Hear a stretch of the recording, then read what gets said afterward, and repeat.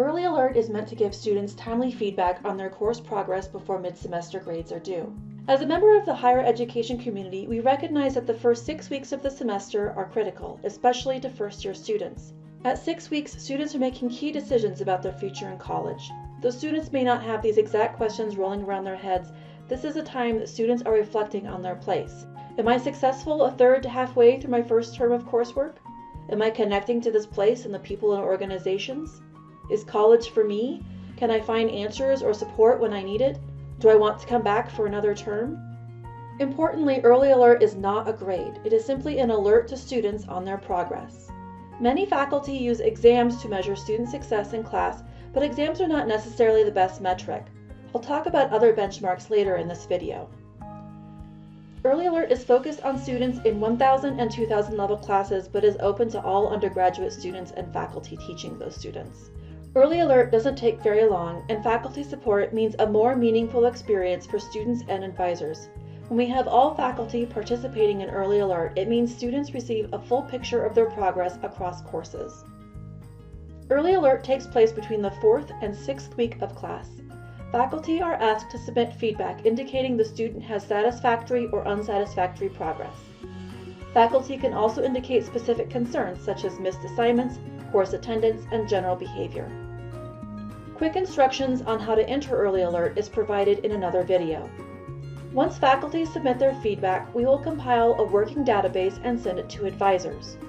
Once the final report is in, we will send relevant flags to Residence Life and Dining and send emails to students with unsatisfactory flags in courses we offer tutoring or SI as an invitation to take advantage of those resources.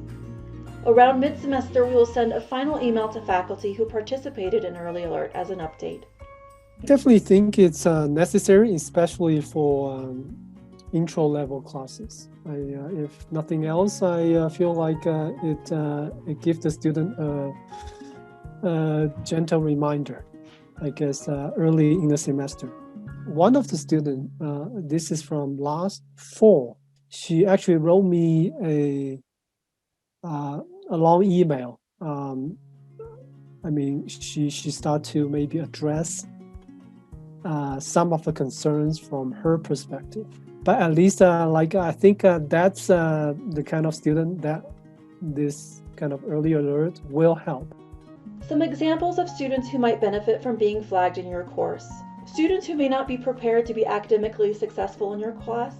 Students with disruptive behavior or missing class. If their engagement in your course or in your WILE course is very low. The student hasn't logged on to WILE courses or has a much lower expected total activity time in your WILE course. Students who might not have signed up for conferences or group projects, not registering for online homework platforms, or missing assignments or low-hanging fruit assignments. As the instructor, of course, you know the best metrics for success in your class. After you enter an Early Alert, you should get an email from us to thank you. This email will include some optional resources, including a sample email you might consider sending to your students about your flag, and a sample PowerPoint to include in your lectures. You can choose to talk about Early Alert with your students or not, but in the time we've done Early Alert, we've noticed that students are typically more responsive to their instructor if you do reach out to them separately.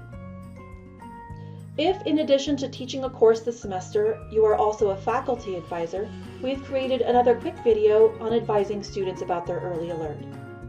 So it's early enough that students still have time to figure out what they need to do to get their grades up or improve.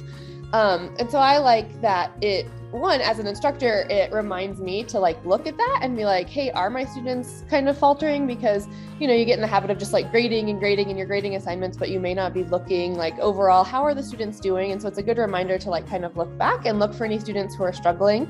And then when you put in that Early Alert, that's going to someone that's hopefully going to do something to reach out to the students and help connect them to the resources that they need.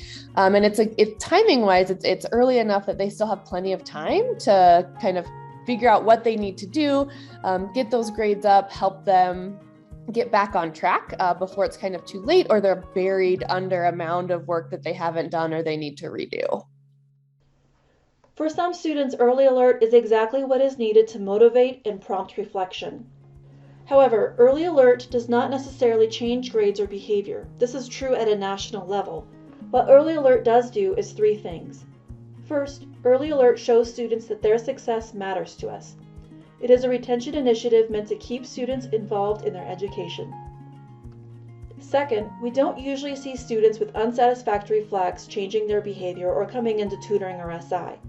What we do see is students making informed decisions about whether or not to continue in the course they are not succeeding in. Although a withdrawal isn't the desired outcome, it is certainly preferable to a failing grade.